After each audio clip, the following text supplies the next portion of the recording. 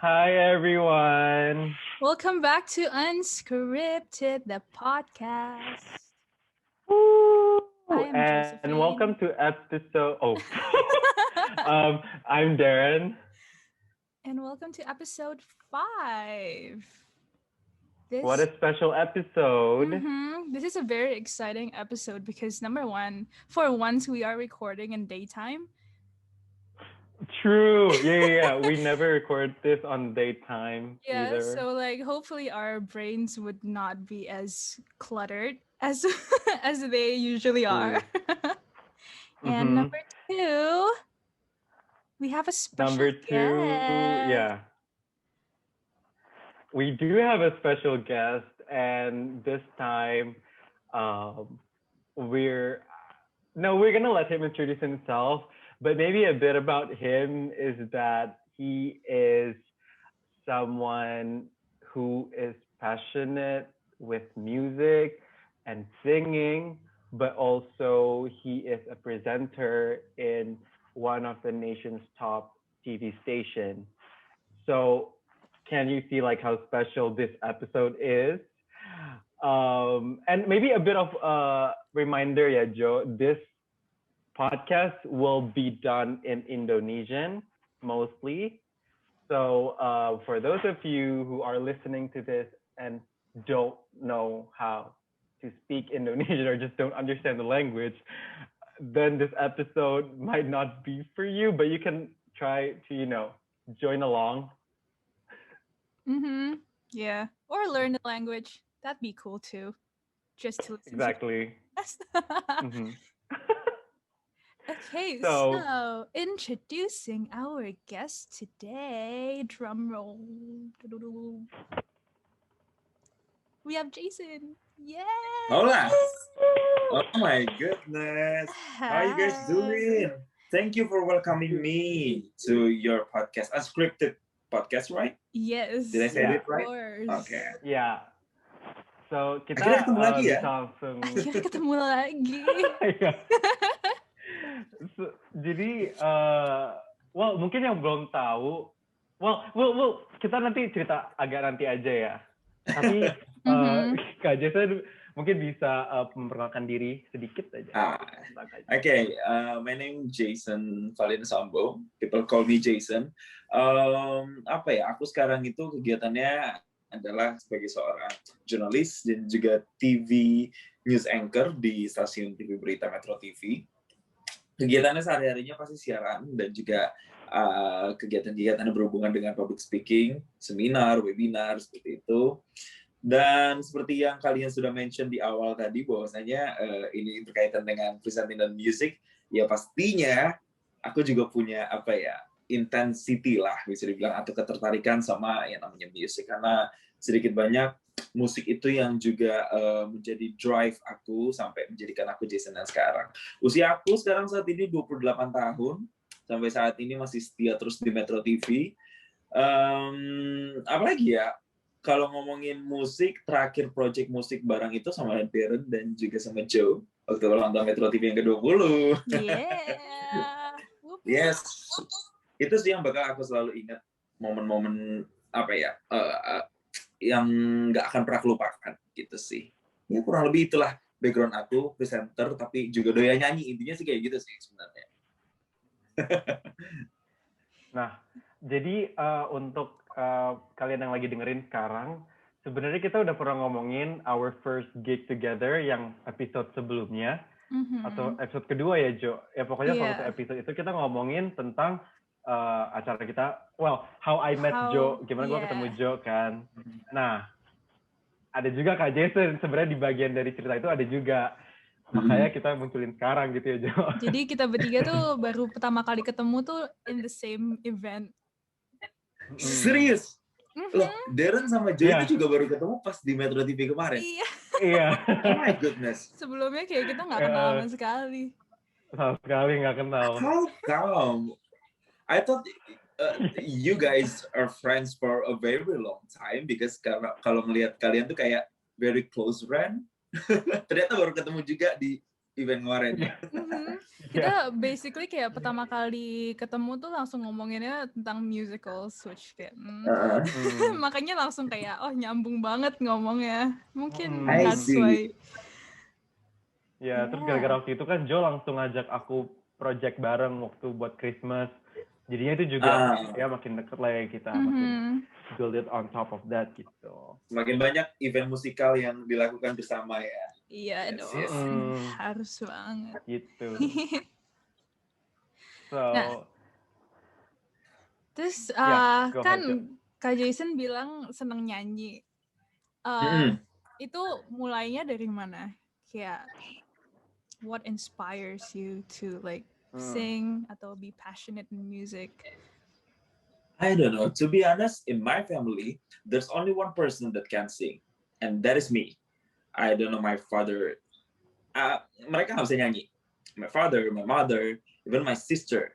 Walaupun ketika dia sudah kuliah, dia akhirnya masuk paduan suara, itu pun karena aku yang terjunin, karena aku ngelihat dia, oh ini kayaknya punya potensi di suaranya gitu kan. Akhirnya dia dimasukin. Tapi yang benar-benar dari kecil nyanyi itu aku.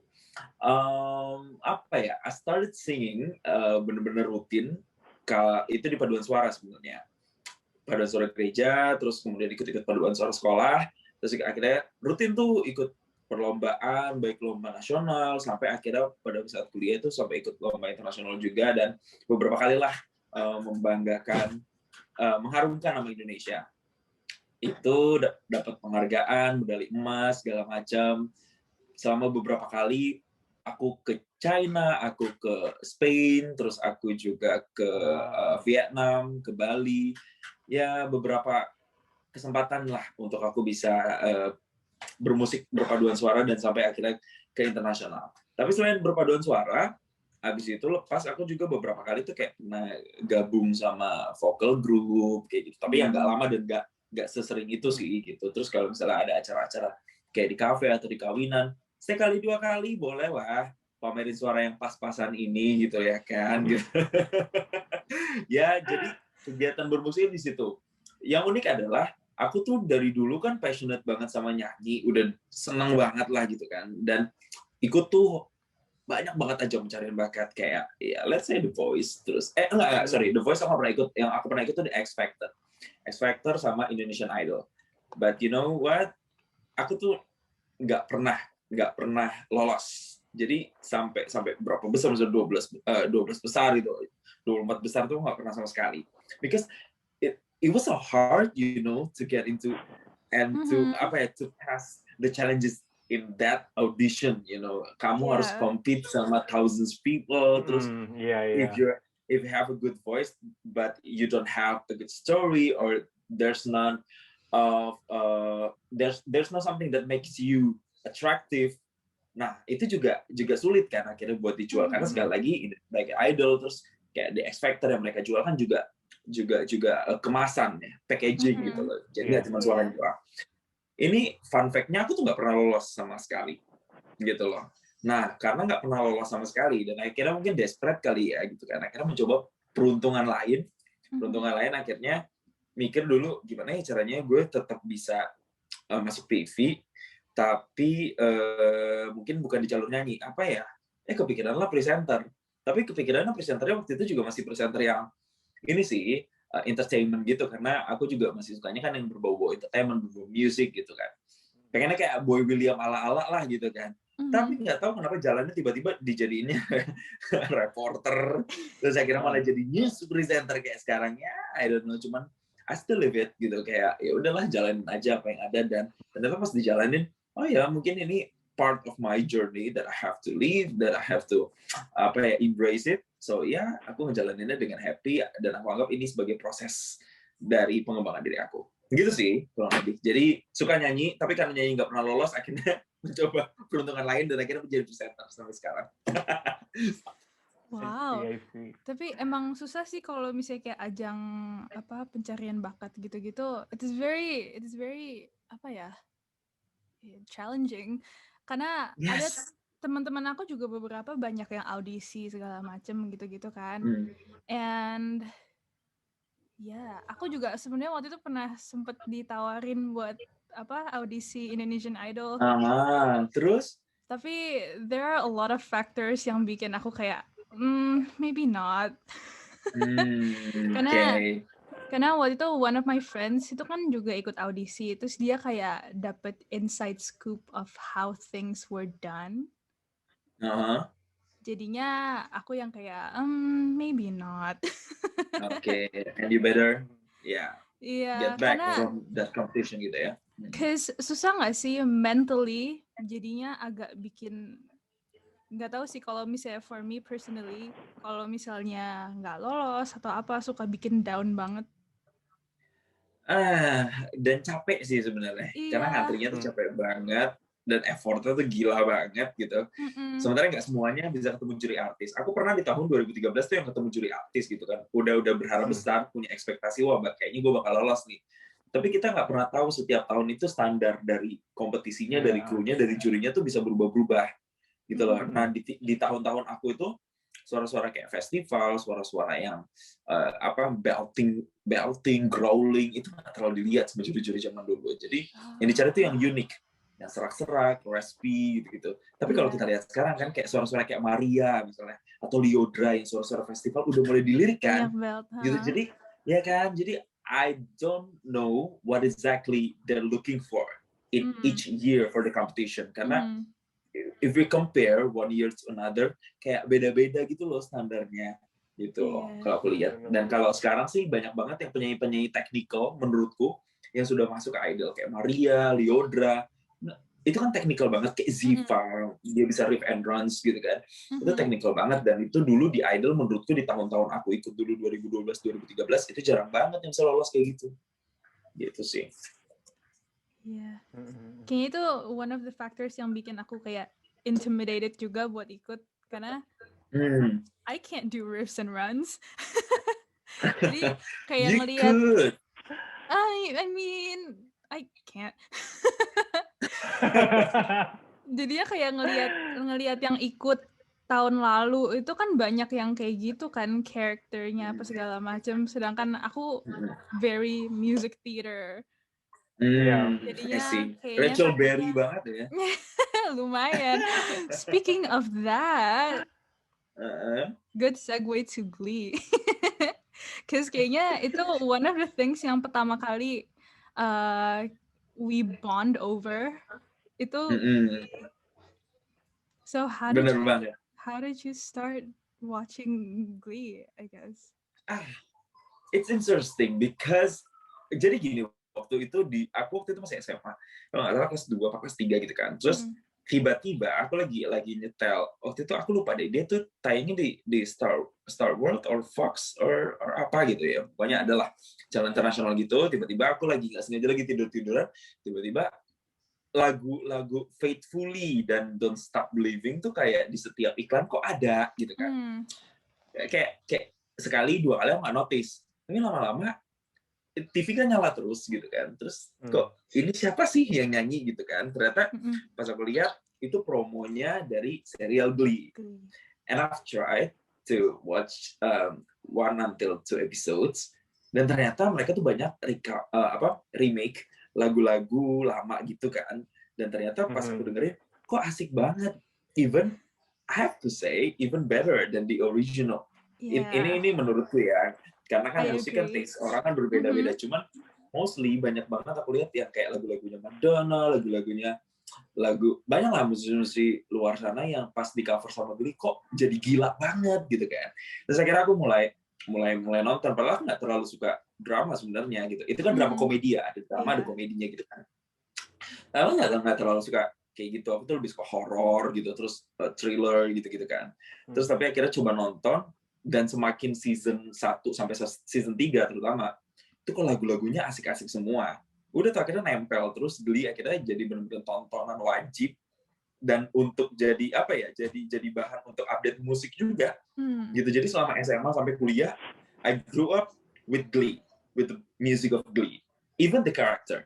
I like Finn Hudson, the way he dia ya kan, dia mimpin timnya, itu juga aku akhirnya aplikasikan itu pada saat organisasi di kampus. I like Blaine Anderson.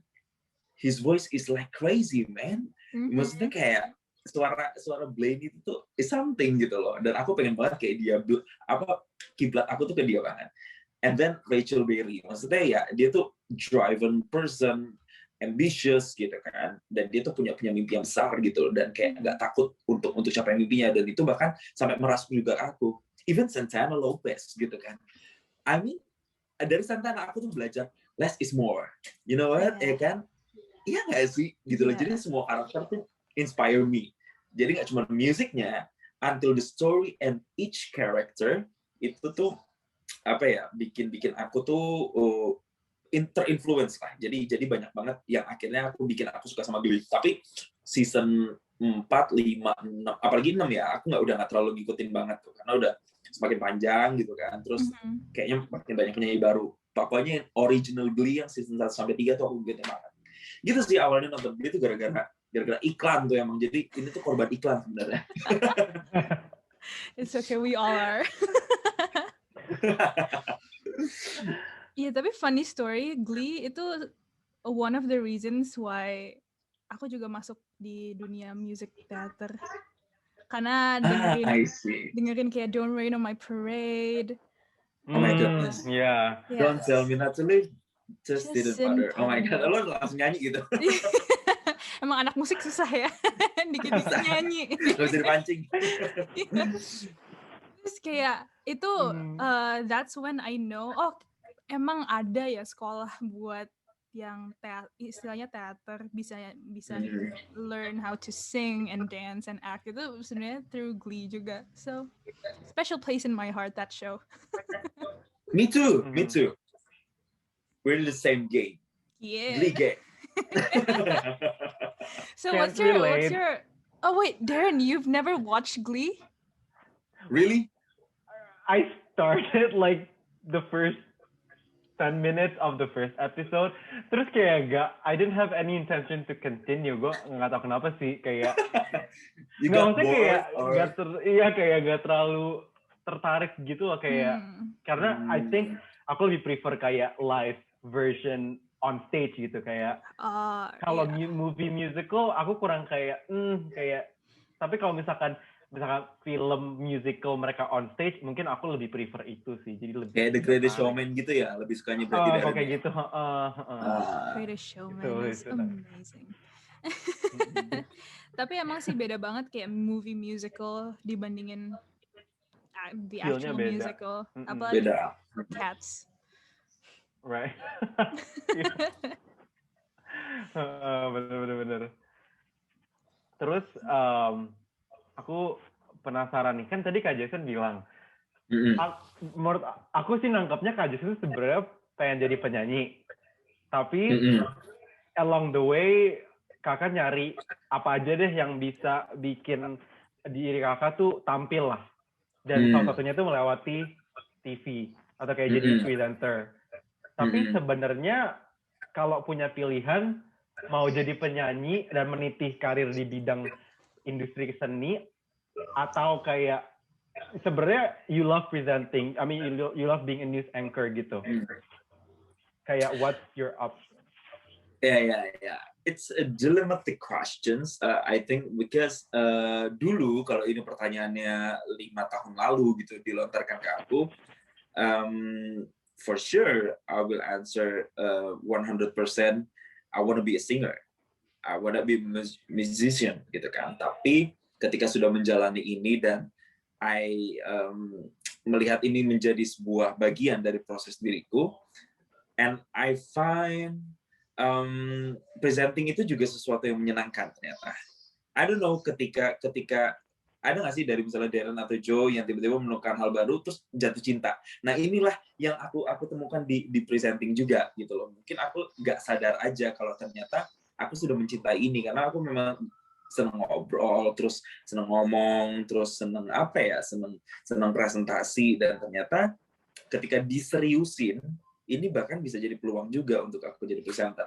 Tapi deep down, deep of bottom, di hati aku sih sebenarnya pengen banget tuh jadi penyanyi. Sebenarnya itu besar banget kalau dikadarin, sebenarnya jadi penyanyi itu 70%, jadi presenter 30%.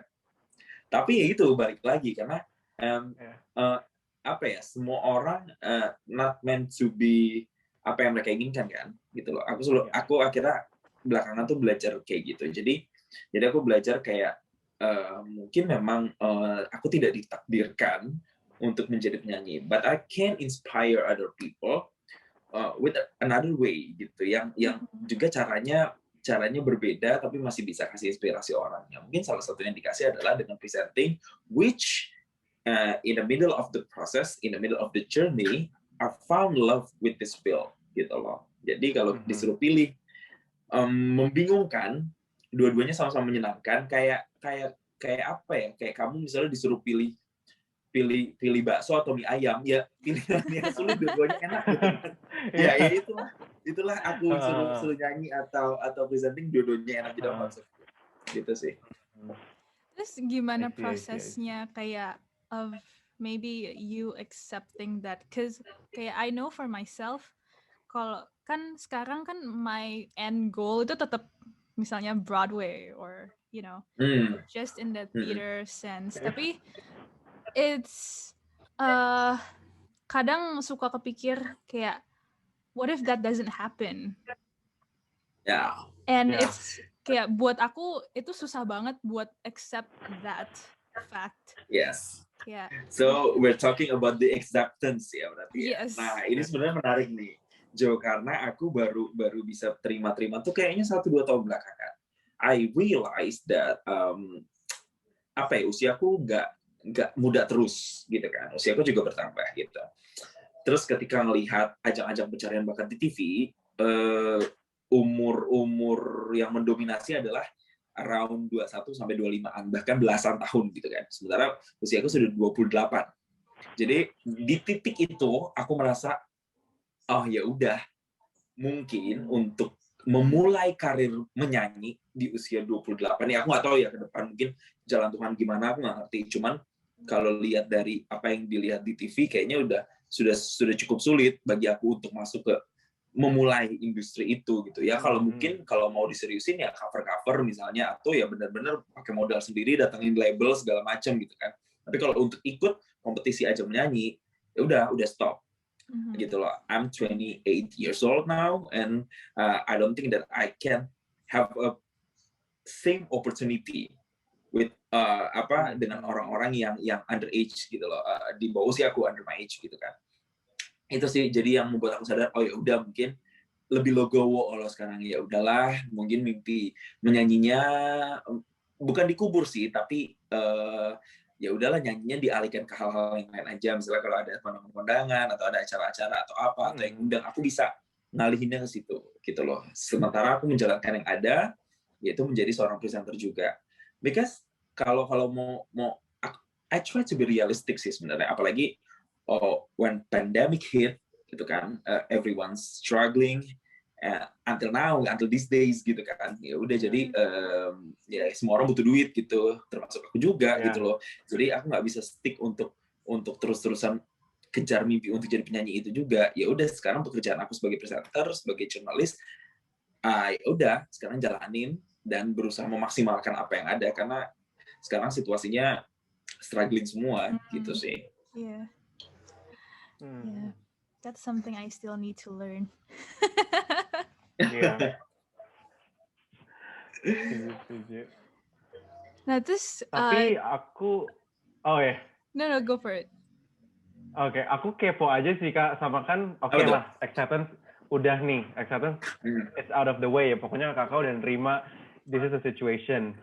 Tapi dari situ Kakak punya kayak your own long term goals gak, atau kayak sebenarnya masih ada nih yang aku mau capai, tapi mungkin in the long run aja deh, maksudnya nggak perlu sekarang, nggak apa-apa gitu.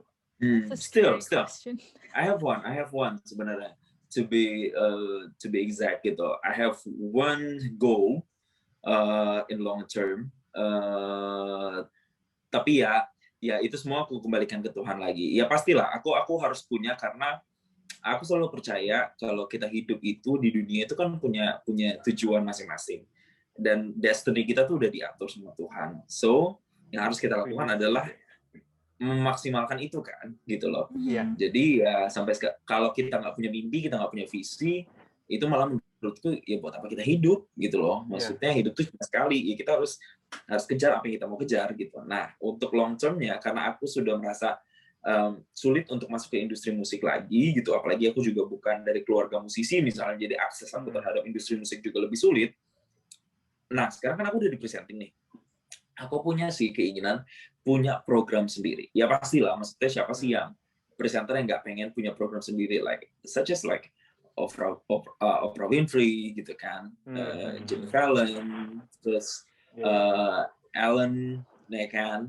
Ya pengen sih kayak mereka punya show sendiri. Kalau di Indonesia tuh kayak Boy William gitu kan. He is my role model gitu loh.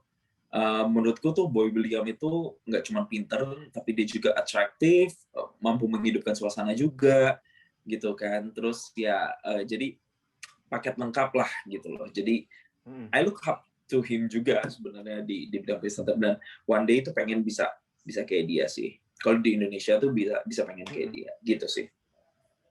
I can see it, late show with Jason. Amin. Ada amin, saudara. Ya kan? Juga dicatat malaikat. Tapi emang Kak Jason tuh pinter ngomong emang dari dulu ya. Karena kayak for me personally kayak I'm so bad at talking, even kayak sekarang. No, so you're bad good. at like explaining things, at like asking questions, coming up with questions. Makanya kayak bikin podcast ini I'm so thankful for Darren karena dia yang lebih organized. But you two have a good communication capabilities, I think. Apalagi lebih luas kan di era yang sekarang gitu. Jadi bagus kok gitu. Tapi kalau aku balik lagi ke pertanyaan kenapa bisa jago ngomong, aku sendiri juga nggak ngerti sih sebenarnya. Jadi itu semua bisa dibilang itu tuh it comes naturally for me. Kayak suka ngomong, suka bikin heboh juga di kelas dari dulu gitu kan. Suka gila-gilaan dan suka presentasi. And kalau dulu zaman kuliah dan zaman SMA, for me doing presentation is like performing gitu loh. Jadi emang demen banget ngomong gitu kan. Dan I have never taken a public speaking class. Nggak pernah aku ngambil kelas gitu. Jadi semua tuh aku belajar by process dari aku MC kecil, terus kemudian aku mulai jadi reporter, sampai sekarang aku jadi news presenter pun aku masih belajar banget karena masih banyak banget kekurangan aku, masih kesalahan tuh masih sering terjadi, nervous itu juga masih ada yang tertangani, ada yang tidak tertangani, kesalahan tuh masih aja ada. Ya we're human kan gitu loh. Gitu. Jadi sampai sekarang tuh aku masih banyak belajar banget. Jadi kalau dibilang pintar ngomong, aku nggak tahu harus mengiyakan apa enggak. Karena semuanya itu berproses secara naturally sih sebenarnya Joe dan Darren gitu. Yeah, because I think kalau misalnya kayak jadi MC atau presenter itu one of the hardest jobs there is kayak in terms of performing arts, karena presenting itu kan a form of performing arts juga kan. Yes, agree. Karena itu mesti ada interaction between, misalnya kalau misalnya MC mesti ada interaksi antara the MC and the other people gitu kan. I think that's one of the hardest jobs. Karena kalau misalnya cuma perform di theater gitu-gitu, kan we all have a script to follow, ya kan? Jadinya semuanya cuma based on apa yang udah kita hafalin, apa yang udah dilatihanin. Cuma kalau misalnya jadi presenter or MC itu kan udah jam terbang aja. Nah, benar sih yang dibilang sama Joe, one of the hardest job I think, karena kita tuh harus menyampaikan pesan, tapi pesannya itu juga harus believable. I mean, ketika kita cuman bacain prompter, terus penonton nggak dapet feel-nya, berarti ya kamu nggak sukses sebagai seorang host gitu. Karena yang terpenting itu bukan cuma ngebacain informasinya, tapi gimana kamu bikin orang itu tuh percaya sama informasi yang kamu bawakan. Nah itu kan yang susah kan gitu loh. Ketika orang cuma mendengarkan sama ketika orang sudah percaya, itu tuh levelnya beda. Nah kamu mau yang mana nih, di level presenter yang cuma bisa bikin orang mendengarkan, apa di level presenter yang bisa bikin orang tuh percaya atau move sama informasi yang kamu sampaikan. Nah itu tuh kadang yang aku juga masih pelajarin banget sampai sekarang. Susah karena apalagi di news ya, news itu tuh sangat-sangat dinamis. Kamu juga dituntut untuk mengetahui banyak hal, even mungkin kamu nggak terlalu ngikutin isunya. Tapi ketika kamu kasih informasi, kamu harus mengkomentari isu itu. Kamu jangan sampai kemudian bias kan. Itu kan yang sebenarnya karena kamu punya tanggung jawab sosial di situ. Kalau kamu sampai salah informasi, maka penonton kamu juga nantinya akan jadi bingung gitu sama informasi yang kamu bawakan. Jadi itu tuh sulit banget. Jadi ada beban menurutku sebagai seorang penyampai informasi, karena kan kita perpanjangan lidah pemirsa gitu loh. Itu tuh sulit. Belum lagi kalau kita wawancara juga sama narasumber itu tidak pernah terprediksi. Ada narasumber yang kalau ditanya jawabnya enak, lancar gitu. Ada juga yang jawabnya juga males-malesan gitu loh. Yang kitanya juga harus siap dengan segala situasi dan kayak harus ngulik lagi. Kalau kita nggak siap mental, nggak punya persenjataan, aduh bisa habis. Justrunya kita malah kalah sama narasumbernya. Justru kan kitanya harus gali, harus explore banyak banget dari si narsum yang kita undang di acara kita. Itu pun aku juga masih belajar banget, karena susah gampang sih emang jadi apa, TV host gitu ya. Apalagi kadang ada topik-topik juga yang berat gitu kan. Even topiknya pun ringan, tapi kalau misalnya penyampaian nggak enak, kadang juga nggak nyampe kan ke masyarakat. Gitu sih. Jadi banyak hal banget, mulai dari gesture, konten itu udah pasti udah harus dikuasain. Kalau nggak kuasain konten ya kamu mau nyampein informasi apa gitu kan. Terus gesture tadi, kalau kamu nggak cuma menyampaikan informasi tapi nggak pakai gesture, susah orang mau percaya sama informasi yang kamu kasih gitu kan. Jadi ya benar, a part of art juga lah gitu loh. Itu susahnya jadi presenter tuh gitu sih. Harus siap dengan segala situasi kondisi. Aku juga maksudnya ngelanjutin dari yang Kak Jason bilang, itu kan seorang presenter tuh dapat informasi, dapat news itu kan kayak on a daily basis, pasti selalu ada aja kan apa berita. Nah itu tuh Kak Jason pernah nggak kayak overwhelmed banget, terlalu kayak aduh ini banyak banget, I cannot handle it gitu, kayak mungkin newsnya udah berat banget, terus Kak Jason kayak breakdown atau apa gitu di studio, kita penasaran kayak pernah nggak sih momen-momen itu ada? Boleh ceritain nggak Kak? Ada pernah banget sampai burn out ya kayaknya tuh otak gitu. Iya, burn out. Kayak udah kebanyakan informasi gitu kan. Terus informasinya kayaknya memang lagi genting dan harus disampaikan semua gitu loh. Mulai dari apalagi semenjak Covid ini kan, kayak nggak usah jauh-jauh deh, kayak kemarin tuh waktu zaman libur Lebaran misalnya, kita tuh harus tahu kapan sih penyekatan itu dilakukan, sampai kapan sih gitu. Kalau kita nggak update, kita salah tanggal aja, itu kan kita juga bisa salah kasih informasi ke pemirsa kan. Belum lagi soal vaksin juga rame gitu kan. Terus belum lagi bencana alam, kayak mungkin Darren sama Joe beberapa kali notice belakangan tuh banyak banget sih bencana alam yang terjadi di Indonesia gitu, dan itu secara berturut-turut juga, yang bahkan kayak aku sendiri ketika membawakan, nah kayaknya kemarin baru bencana, ini udah bencana lagi gitu loh. Ya nggak sih? Jadi aku pernah ngalamin overwhelm kayak gitu tuh, pernah banget. Tapi ya kita kan dituntut untuk profesional ya.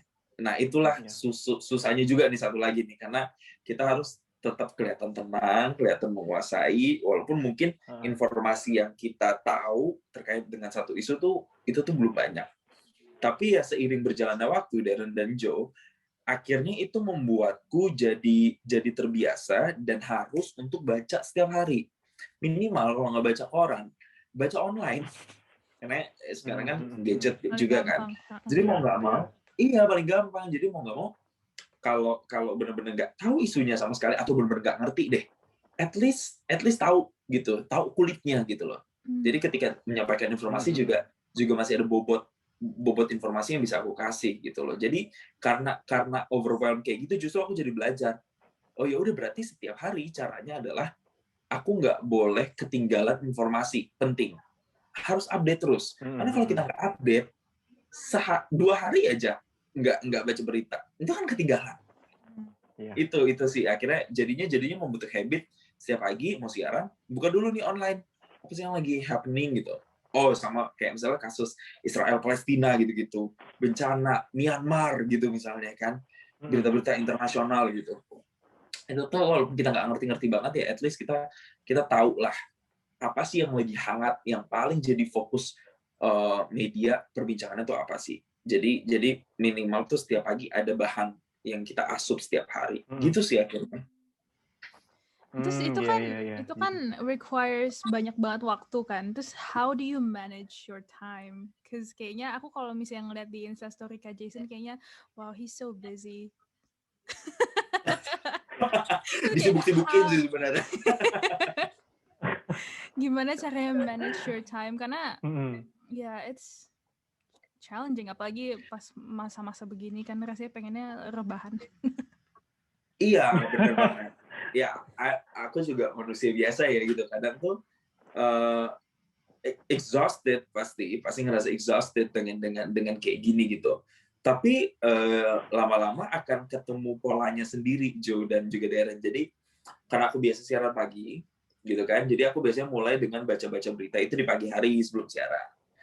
Terus biasanya perkembangan informasi itu aku tutup lagi biasanya mau menjelang tidur atau malam tuh biasanya. Karena malam itu kan rangkuman informasi selama sehari dirangkum lagi tuh biasanya. Jadi aku update-nya di malam tuh biasanya mau istirahat supaya paginya pas bangun update informasinya juga aku nggak terlalu kejauhan gitu loh.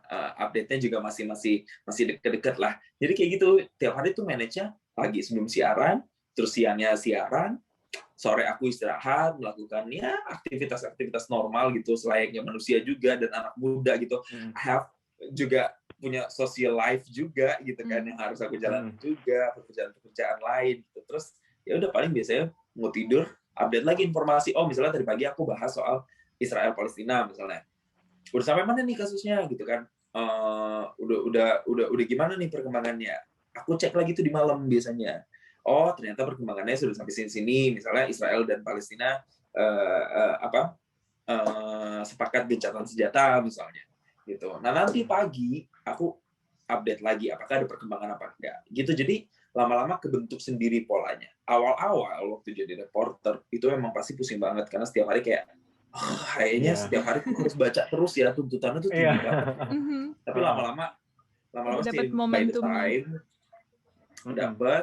udah kebaca sendirilah situasinya gitu. Dan tenggaknya aku dapat programnya pagi. Jadi kehidupanku bisa dibilang lebih normal lah dibandingkan presenter yang mungkin biasanya dapat programnya malam. Karena mereka tidurnya kan berarti lebih malam gitu kan sampai siang gitu kan. Balik kalau aku kan aku tuh tidurnya kayak orang normal. Aku bangun pagi terus tidurnya malam jam 10 gitu sih. Kalau misalnya itu aku banyak nonton di TikTok. Itu buat yang kayak news anchor gitu-gitu baca prompternya it's so fast. How do you do it? Aku tuh justru tipikal presenter yang nggak bisa cepet loh. Aku tuh kalau cepet malah belepotan gitu loh. Nah jadi itu aku tuh kalau menilai diriku sendiri ya, aku nggak tahu sih kalau penonton ya, cuman beberapa kali sih aku merasa aku justru malah nggak bisa cepet. Aku malah middle sampai agak slow gitu, karena aku nggak bisa terlalu cepat. Karena kan setiap anchor, setiap presenter tuh kayak punya gayanya masing-masing kan, dan nggak bisa juga disamain antara si A dengan si B dengan si C gitu loh. Tapi yang penting kalau di news anchor tuh adalah ketika menyampaikan informasi ya harus padat dan juga clear, kemudian jelas. Jangan sampai juga cepat terus terlalu cepat juga, itu jangan. Nanti kan penonton juga nggak apa tuh begitu kan gitu loh. Gitu loh. Jadi nggak bisa kayak gitu juga sih. Tapi ya balik lagi kalau menurutku ini soal style sih sebenarnya, Jo. Karena tiap orang tuh pasti style-nya beda-beda dan cara orang menerima tuh juga beda-beda loh. Ada yang suka dengan gue demen nih sama dia karena dia pace-nya tuh cepet ya gitu. Gue sukanya sama dia nih karena dia pace-nya lebih slow, lebih apa ya, lebih slow, terus di kuping tuh lebih lebih lambat gitu loh. Tergantung. Jadi ini balik lagi ke taste dan itu sih. Dan perspektif baik dari si host-nya maupun dari penontonnya sih. Nggak bisa disamain. Gitu. Jadi itu kalau misalnya prompternya, is it buat setiap presenter itu beda-beda? Misalnya kayak bisa dibedain pace-nya. Karena aku ngeliatnya cuma dari TikTok yang tahu nggak kan? sih yang ada mesti duet. Nah, TikToknya itu. karena prompter itu sebenarnya kan kita yang operate kan. Jadi kita pegang remote teleprompternya, so we can adjust speednya. Kalau misalnya kita mau lambat, ya udah kita lambat aja. Ada loh tipikal, kalau aku tuh tipikal yang pakai teleprompter itu aku tuh dia tuh kayak gini, tulisannya tuh jalannya gini, gitu, pelan. Kalau aku tuh kayak gitu tipikalnya. Tapi ada juga beberapa temanku yang kalau operate remote teleprompternya itu patah-patah, tak. Jadi tulisannya tak. Jadi balik lagi ke style kan, gitu loh. Jadi beda-beda. Jadi itu tuh tergantung si presenternya ngoperate si teleprompternya. Kalau aku sih lebih suka teleprompter itu aku agak tahan, jadi dia naiknya perlahan. Karena susah kan aku baca juga lambat ngomongnya. Aku nggak bisa kalau baca cepat malah berlutut. Oh, nggak jelas nanti. Tapi aku penasaran deh Kak, kan tadi Kakak bilang emang dapatnya selalu program yang pagi. Pernah nggak kayak pengen coba nih program malam atau subuh atau siang gitu? Pernah nggak? Pernah dulu waktu di TV yang sebelumnya, sebelum di Metro, itu aku pernah dapat kan malam ya. Jadi siangnya tuh sampai sore liputan dulu, terus malamnya tuh siaran di studio kan. Itu tuh aku dapetnya malam. Malam itu kelarnya berapa ya? 12-an lah kalau nggak salah. Jam 12 sampai setengah 1. Iya, itu 5 years ago juga sih, aku agak-agak lupa to be exact jam berapa. Cuman ya malam ya itu cuman ya merubah pola normal kita, dan yang kita juga harus siap dengan situasi itu. Jadi orang-orang pada tidur, kita masih seger gitu kan, sementara orang-orang masih seger, kita masih ngantuk karena kita siang baru bangun gitu sih, lebih ke situ sih. Jadi punya tantangannya masing-masing, ada plus minusnya. Program pagi enaknya kita normal jamnya gitu kan. Kalau program malam ada enaknya juga, kita apalagi untuk orang yang nggak bisa morning person ya, dapat program malam justru menguntungkan kan buat dia kan, gitu sih. Benar. Aku sambil denger gini sambil kayak keinget sih, kalau kita ya Jo, maksudnya kita sebagai performer juga sleeping schedule, terus kayak maksudnya kita articulation gitu juga sebenarnya penting. Jadi kayaknya yang ada di kualitas presenter tuh juga ada di kualitas performer ya. Maksudnya banyak yang kita similarnya gitu sih. Aku nonton dari tadi gitu. Iya sih. Jadi emang aku juga kalau setiap kali lagi ada project pasti udah jam tidurnya udah nggak non-existent. Udah tidurnya jam 6 pagi. Parah. Itu orang baru bangun, kita kayak masih. Iya. Apalagi lagi lagi quarantine kayak gini, kayak I have no sense of time. Lupa tanggal. Iya. Hari. Bahkan waktu itu aja kemarinan ini kan kuliah kan masih berjalan. Cuma karena online jadinya udah nggak tahu ini udah sampai minggu keberapa sih, tiba-tiba udah ujian. Secepat itu ya. Panik iya sih bener. It's not only you sih sebenarnya, ini aku juga, bahkan walaupun aku setiap hari ke kantor pun juga kadang ini hari apa sih gitu loh. Masih kayak gitu kok.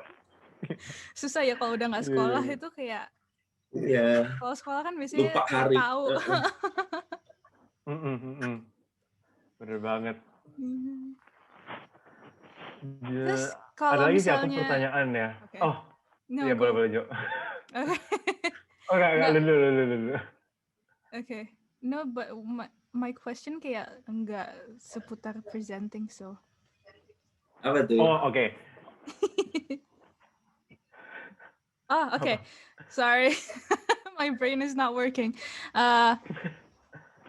Kalau misalnya Kak Jason ada free time gitu, what do you like to do? Kalau ada free time ya, sebenarnya tuh aku demen banget nonton loh, Jo. Netflix tuh aku bener-bener betah banget nonton Netflix, karena ya since the pandemic hit gitu kan, I can do anything in freely way gitu kan, nggak bisa mana-mana juga yang terlalu bebas gitu. Jadi salah satu cara yang bisa aku lakukan adalah dengan nonton film-film yang ada di Netflix misalnya. It helps me untuk menjaga kewarasan. Ya nggak sih? Jangan kita juga udah situasi kayak gini, kitanya juga kerja, terus di luar orang serba struggling, terus kita lama-lama jadi drop, jangan juga. Kita juga harus bisa kasih diri kita untuk refresh lagi. Nah, aku tuh cara hiburannya aku dengan nonton Netflix, dan bahkan karena saking gilanya aku sama Glee ya, di Netflix kan ada Glee ya. Kalau aku lagi bingung gitu nonton apa, aku rewatch lagi loh Glee. Kayak what the hell? Bahkan aku sampai ada beberapa karakter tuh aku ya hafal gitu loh lainnya gitu kan. Jadi kayak what the hell gitu. Aku tuh kenapa sakit atau gimana sih sampai segininya banget gitu sama Glee gitu. Tapi ya nggak apa-apa, aku mikir kayak ya itu kan bentuk aku pengalihan dari stres ya kan. Yang penting bisa abis nonton tuh recharge lagi energinya. Jadi emang kalau lagi free time lebih banyak nonton, itu udah pasti banget. Tuh aku nonton karena aku suka banget, sama ya pasti nyanyi ya. Itu tuh di rumah itu aku benar-benar bisa bikin kayak konser sendiri loh. Nyanyi aja, terus rekam sendiri. Sederhana, but it works gitu loh. Ketika nyanyi gitu kan. Tapi nyanyinya semi serius ya gitu. Maksudnya benar-benar satu lagu aku nyanyi dari awal gitu sampai akhir.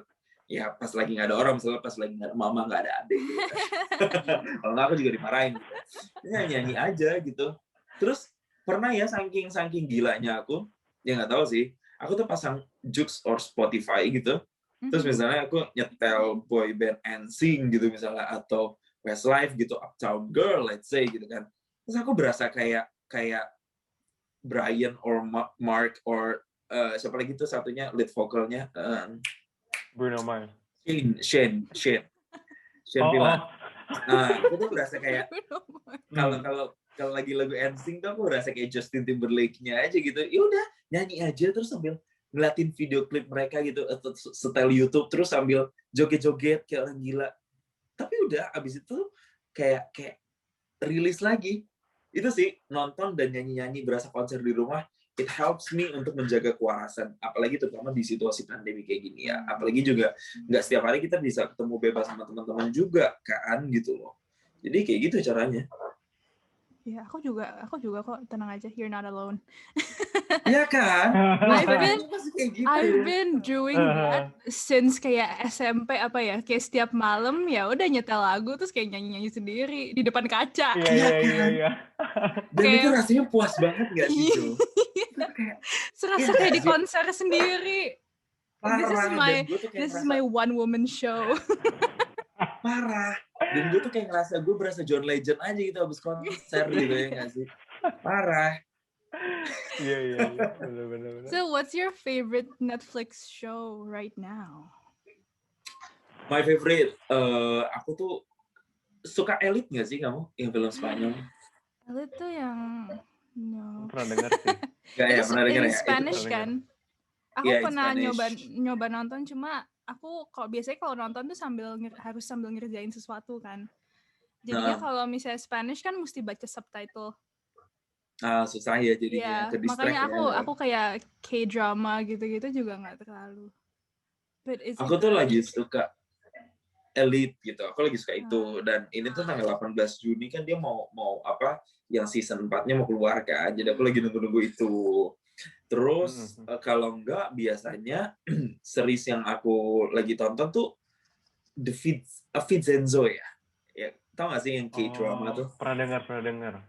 Nah, ini baru mau mulai nih. Mungkin aku telat, cuman kata teman-teman tuh kayak itu bagus, lo harus nonton gitu. Nah, makanya kayaknya per hari ini aku akan coba nonton. Terus sebelumnya kayak startup gitu. Sama sekali ya, aku tuh nggak suka Korea tadinya. Cuman kalau udah kayak Glee aja, ketika udah masuk satu dan suka, udah akhirnya lanjut. Kayak startup tuh ternyata bagus kan. Dia nggak cuma tentang percintaan, tapi ngomongin soal build up the business, ya kan gitu loh. Itu sih jadi keren juga gitu. Ya banyak lah yang lagi ditonton, apalagi sekarang ya. Film-film sih paling, aku juga suka banget rewatch film-film lama sebenarnya. Itu aku suka banget. Aku genre-nya apa? What genre do you like? Macam-macam sih. Kalau genre tuh, tapi mostly ya, aku suka tuh kayak thriller atau horror gitulah. Pokoknya yang serem-serem gitu. Tapi makin kesini tuh makin versatile gitu loh. Kayak ketika teman ada, lo nonton deh Korean Ya udah drama nonton gitu kan, gitu. adalah startup gitu. Itu akhirnya aku nonton. Iya. Bahkan ya kalau Joe sama Darren tahu, pernah denger kan World of Married Couple yang rame banget tuh waktu itu, yang soal pelakor-pelakoran yang film Belum. Korea. Kayaknya aku belum. Nggak tahu ya. Belum.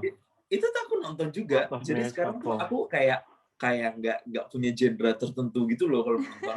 Jadi ya once aku suka, ya udah, Ya udah watch nonton it aja. gitu loh. Oh sama ini nih, aku lagi suka kisahnya Ratu Elizabeth. Nonton The Crown nggak sih di The Netflix? Crown. Iya, tapi aku nggak nonton semuanya sih Kak. Aku baru nonton beberapa doang. episode juga. Iya. Emang agak capek sih nonton. Iya agak capek banget, kayak harus mikir kayak ini siapa? Iya. Bener, kayak pelajaran sejarah kan. Iya, tapi nontonnya seru sih. Nah itu tuh aku lagi nonton, tapi sekarang lagi stuck di season 2 episode 5 or 6 gitu. Sama aku kemarin juga ngikutin kayak Bridgerton gitu-gitu lah ya. Iya itu. Iya kan? Good one. Yeah. Triggered banget sama Bridgerton. Yeah. Oh my god. Nanti itu bakal ada Bridgerton the musical. Really? Itu beneran emang. Yes, mereka lagi bikin albumnya, soundtracknya. Lagi mau di-release gitu. Yeah. Oh my god. Ini ya.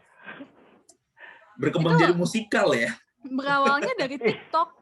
Cuma kayak ada yang nge-post tentang kayak I wrote a song for Bridgerton. Terus kayak rame jadinya akhirnya dia bikin buat satu series itu dibikin musical. Oh my god. Oh gitu. Jadi malah ini ya, kayak nanti kayak apa, The Greatest Showman ya. Yeah. Hopefully.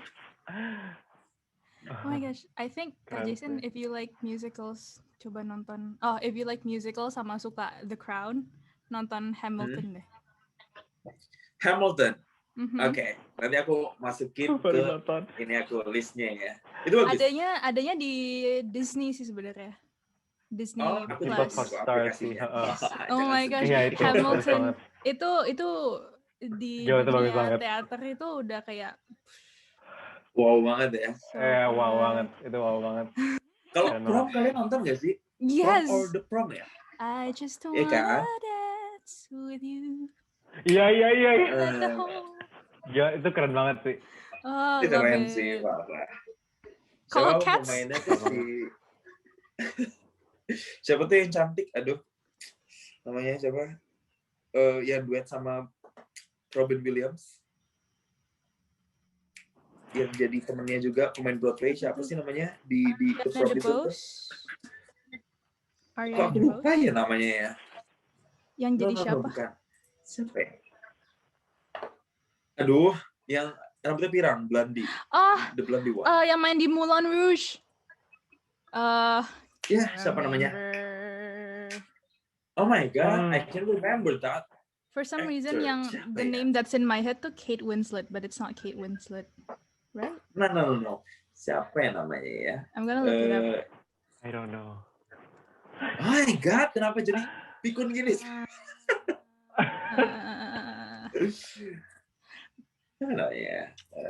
Nicole Kidman. Oh my god. Iya. I was surprised when Nicole Kidman joined in that movie actually, karena I don't think that she is gonna take more part in singing gitu kan, tapi ternyata ada kayak satu lagu ya kalau nggak salah dia nyanyiin, and she was quite good I think in that movie. I think she played in a lot of musicals, if I'm not mistaken. Dia main di Moulin Rouge juga, itu musical. Itu di Netflix bagus juga tuh. Itu one of the best movie musicals. Moulin Rouge. Oke, harus nonton juga kayaknya. Terus Moulin Rouge terus Hamilton ya. Yes. Apparently dia ada di Les Miserables juga. I don't know. Les Miserables. Oh iya. Aku nggak tahu tuh. On Ya, my itu own. ya. Pretending Inside me. Oke, nyanyi terus. So good. Ya, itu enak banget. Oh my gosh, someone kayak ada yang analisa Les Mis movie-nya. And apparently it's the worst thing ever. Padahal kita kalau misalnya pertama nonton kayak, oh bagus ya, maksudnya lumayan lah. Iya. Tapi apparently enggak, karena the actors itu mereka pas shoot kan nyanyinya live kan. Itu mereka nggak dengerin lagunya. Mereka jadi cuma nyanyi asal, terus nanti setelah itu baru orkestranya yang ngikutin. Makanya it was such a mess. Oh, I didn't Tapi know kok that. jadi bagus gitu sih? Iya, terus kayak Hugh Jackman sebelum rekam yang the first scene yang lagu Look Down, yang ada yang dia kayak masih jadi slave, itu tuh dia diet nggak minum air selama 3 hari. Cause apparently itu diet yang buat kayak bodybuilders gitu kan. But like you have to sing, so Ngeri what are banget you sih. doing?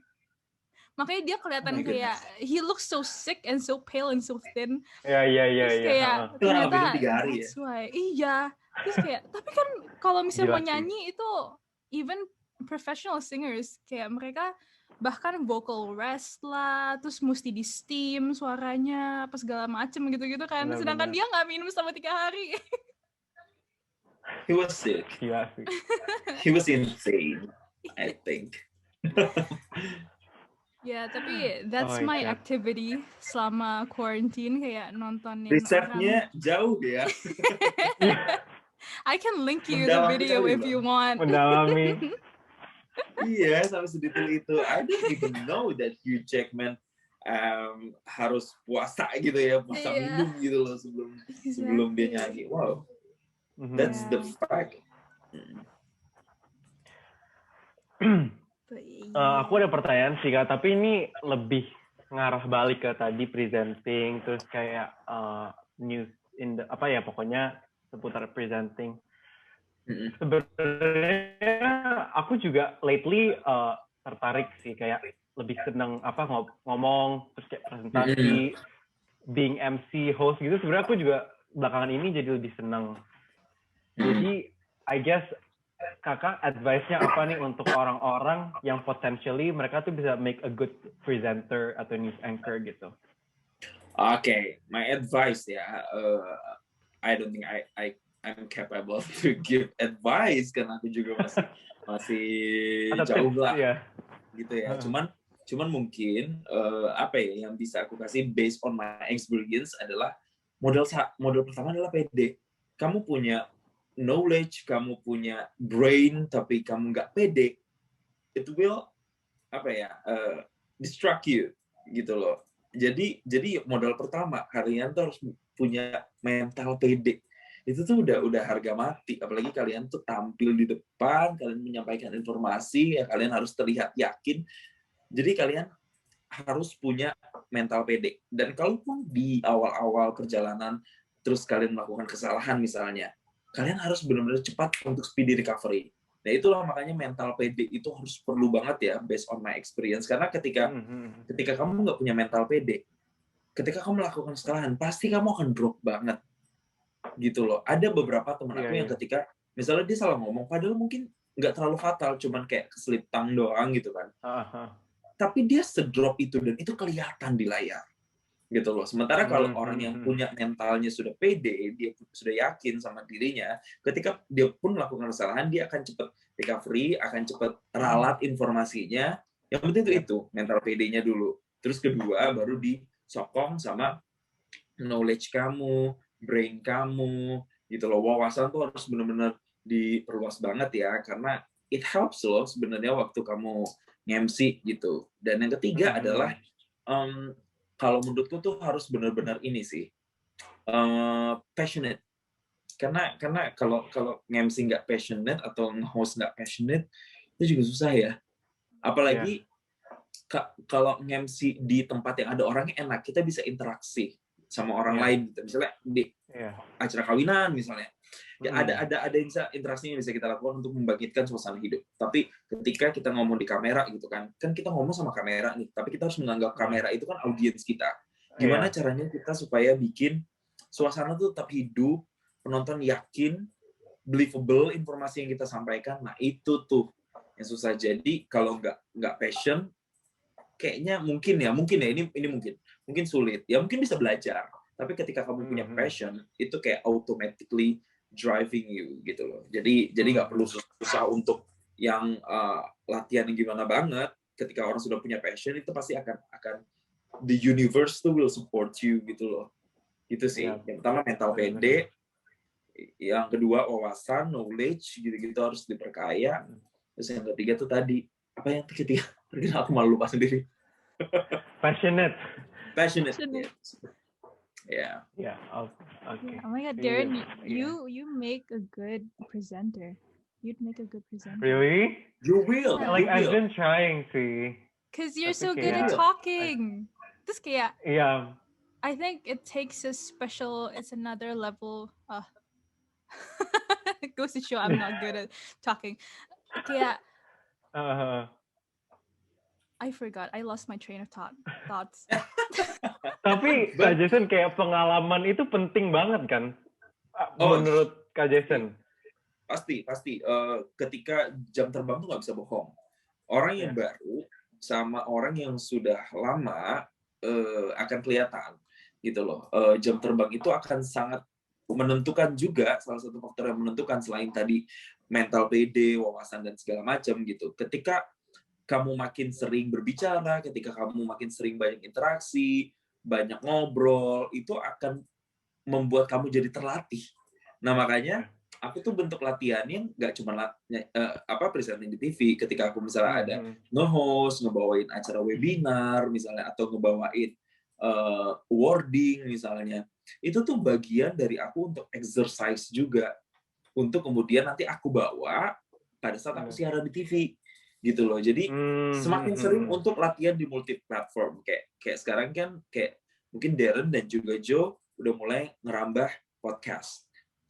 Nanti boleh juga tuh dicoba kalau misalnya ada kesempatan, misalnya ada tawaran MC nikahan atau MC acara apalah, whatever gitu. Nah, kalian tuh bisa join juga. Jadi ngerasain kolam-kolam yang lain juga gitu loh. Jadi ada online juga, offline-nya juga dicobain. Nah, semakin sering itu akan ngebantu banget untuk nge-build up mental tadi, nge-build up kepercayaan diri juga gitu sih.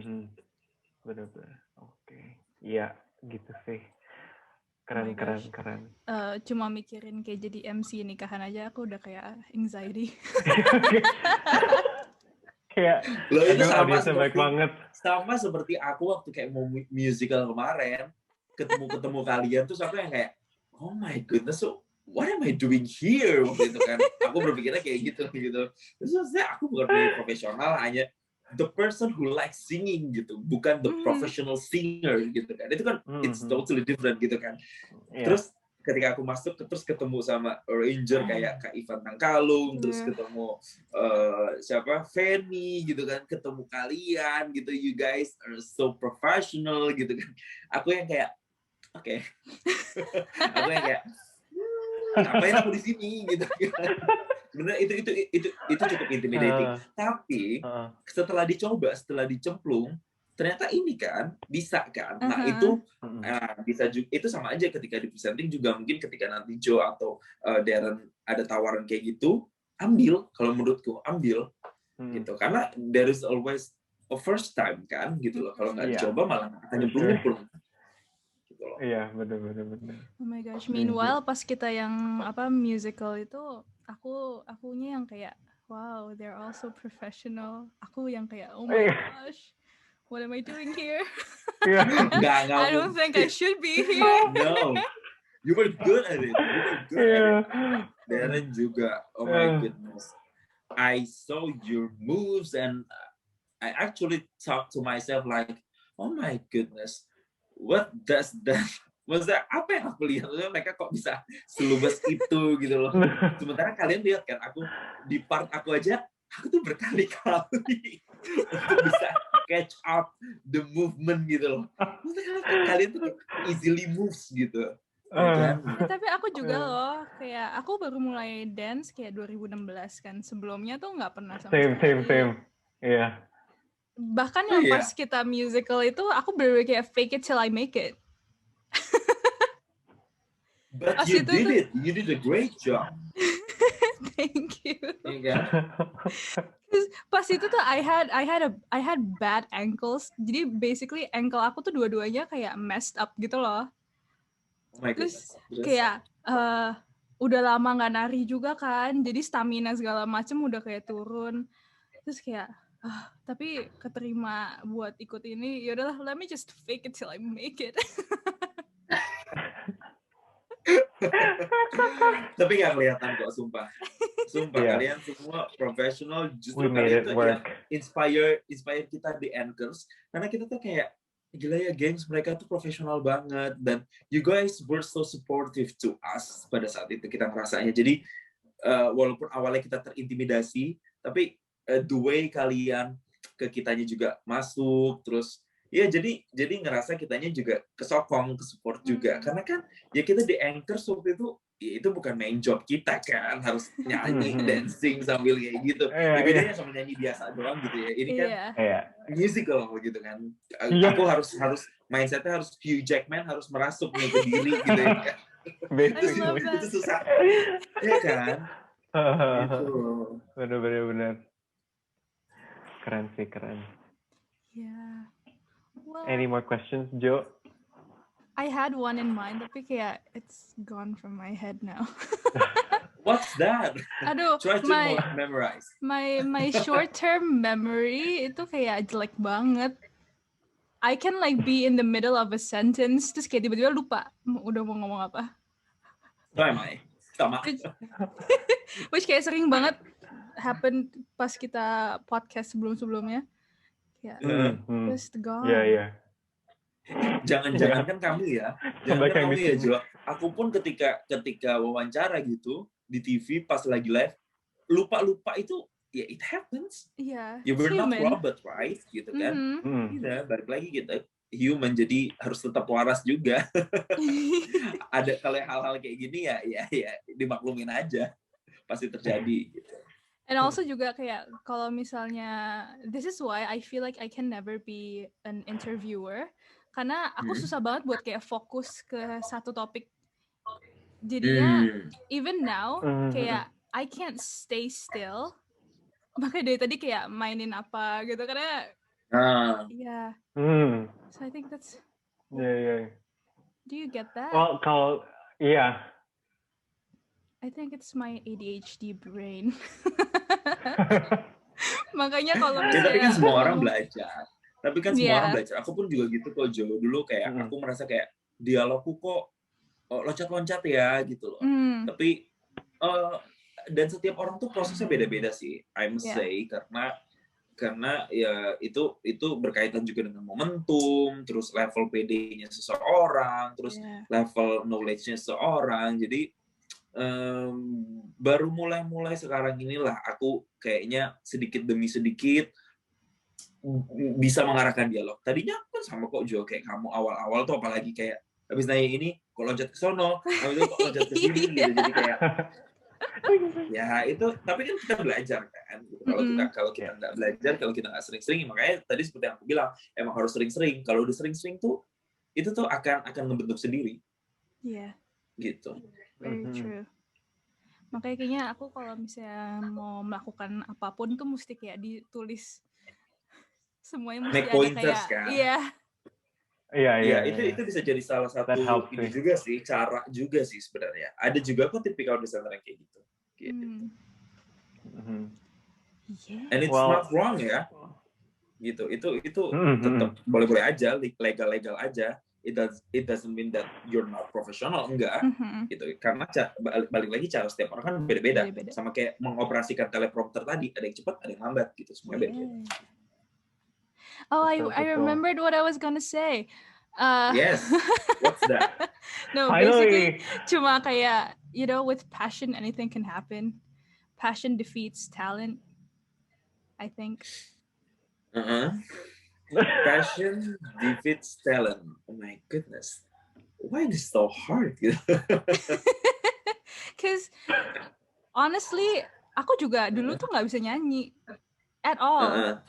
Cuma emang pengennya ke sana, ya udah jadinya ngambil singing lessons banyak banget lah, apa segala macem. Yeah, so I think, what do you think? Is that true? Kalau aku gini ya, berpikirnya setuju juga sama yang kamu lakukan, yang kamu omongin tadi Jo. Menurutku mungkin ketika orang sudah punya talent, dia akan lebih mudah aja prosesnya. Misalnya kita ngomong nyanyi gitu ya, orang yang memang sudah punya gift gitu misalnya, yang tanpa perlu les vokal, dia suaranya buka mulut aja dia udah bagus gitu kan. Nah itu mungkin prosesnya akan lebih cepat dibandingkan dengan orang yang mungkin dari nol banget nih, tapi pengen coba untuk jadi penyanyi. Mungkin si A yang udah punya gift, mungkin butuh waktu ya sekitar let's say 2 bulan untuk bisa misalnya perform gitu. Tapi mungkin untuk si orang yang benar-benar dari nol ini, mungkin bisa 3 atau 4 bulan atau 5 bulan. Jadi itu hanya menentukan lama atau enggaknya aja sih kalau menurutku ya gitu. Bukan berarti ini tidak bisa, semua orang kan bisa kalau belajar kan, maksudnya gitu. Cuman ketika ada talent, menurutku talent itu kan gift ya, jadi sesuatu yang kita nggak bisa kontrol gitu, sesuatu yang memang sudah dihadiahkan. Jadi menurutku ketika memang sudah ada talent di nyanyi dan ketika dia pengen memaksimalkan potensi nyanyinya, ya mungkin akan lebih mudah dibandingkan dengan orang yang tidak punya talent atau mulai dari nol tadi. Tapi it doesn't mean orang yang dari nol ini nggak bisa berhasil atau nggak bisa sebagus orang yang punya talent. Punya talent juga kalau misalnya nggak diasah, ya juga mati juga kan. Bener. Gitu sih. Takes hard work and passion. Jadi kayak shortcut gitu ya. Iya, gitu. Benar-benar. Well, anything else, Jo? I think I'm all good for now. I have one last question. Kayak aku pengen nanya aja Kak, kayak do you have any more words of wisdom atau kayak untuk yang dengerin sekarang? Tadi sih sebenarnya Jo, your question itu mirip sih, kayak what do you think about kayak passion, talent, tapi karena tadi itu kita dengar story-nya Kak Jason tuh lebih dari apa yang Kak Jason impikan, itu belum jadi kenyataan lah sekarang, malah diarahkan ke hal yang Kak Jason tuh sebelumnya nggak expect gitu. Ya. Dan jadi apa sih kata-kata mutiara gitu dari Kak Jason untuk our listeners? Mungkin karena listeners kita kan nggak tahu ya, maksudnya berbeda-beda usianya, tapi misalkan yang umurnya masih muda, yang masih mau bingung nih karirnya mau ngapain sih, lulus kuliah mau ngapain, itu tuh apa sih Kak advice-nya? Kalau aku cuman bisa bilang adalah kejar apa yang jadi impian, itu pasti harus, karena setiap orang tuh harus punya mimpi. Kalau nggak punya mimpi artinya dia mati kalau menurutku. But ingat juga kalau tidak setiap orang itu juga bisa mencapai apa yang diimpikan. So ketika dia merasa dia tidak bisa mencapai mimpinya, temukan mimpi lain dan terus usaha. Kayak aku misalnya tadi nyanyi, kayaknya di umur sekarang udah mulai susah, ya aku menemukan mimpi yang lain untuk mencari kesuksesan yang lain dan supaya aku bisa mencintai hal lain gitu loh. Jadi jangan pernah berhenti, karena aku yakin setiap orang tuh punya banyak mimpi, nggak cuma satu. Tuhan tuh nyiptain kita pasti banyak potensi, banyak akal, banyak imajinasi, dan banyak mimpi yang bisa kita kejar. Jadi ketika satu mimpi terkubur, bukan berarti mimpi lainnya akan terkubur kan. Gitu loh. Jadi ketika kita tidak bisa menggapai apa yang kita impikan, cari peluang lain, cintai, dan kemudian jalanin. Gitu sih. Oke. Nice. Yeah. I needed to hear that too. Semangat buat berjuang mimpi di luar sana. Yes. Guys, jadi ya kalau misalkan punya mimpi ya dilanjutkan, try to reach it. Terus kalau misalkan one door is closed, the other ones are open kan. Maksudnya nggak mungkin semua pintu tertutup. A window. Benar. Benar. Okay. Thank you so much Kak Jason udah You're mau welcome. jadi Udah luangin guest waktu. di episode kelima kita ini, udah meluangkan waktu, meluangkan segala tempat, waktu, energi untuk bisa bersama kita sore ini. Is there anything you want to promote? Yeah, your Instagram or... Oh my goodness, kayak endorse ya. Follow Instagram aku ya, gengs. Di @jasonsambo_. Ya itu doang sih. Paling kalau ada yang mau follow TikTok. Dan aku jarang banget sih main TikTok. Lebih ke Instagram aja sih, platform yang paling sering gitu, @jasonsambo_. Gitu. So guys, follow. Yeah. Well, thank you banget loh Kak Jason again for You're welcome. Joe, taking Darren, thank time you so much. out of your busy day. No, not busy at all. Thank you, Okay, well, we will wrap this up. Yes? Can we maybe take a picture Harus for dong, we our should. promo thing, huh? Yeah. Yes. Do you want to Yes, take the... I'll do it. Okay. Hi. 1, 2. Okay. Cool. Lagi nggak? Okay. Boleh. Okay. 1, 2. There you go. Okay. Perfect. Well, thank you so much to everyone who have listened this far. We will see you guys again hopefully next week, every Friday, 9 p.m. And the video will hopefully go up by the next Monday, 9 p.m. as well. So, yeah. Darren, anything else to add? That's it. Thank you, everyone. Thank you so much, Kak Jason. See you. Thank you, Darren. Thank you, Joe. Sukses terus kalian ya. Thank you. Makasih, Kak.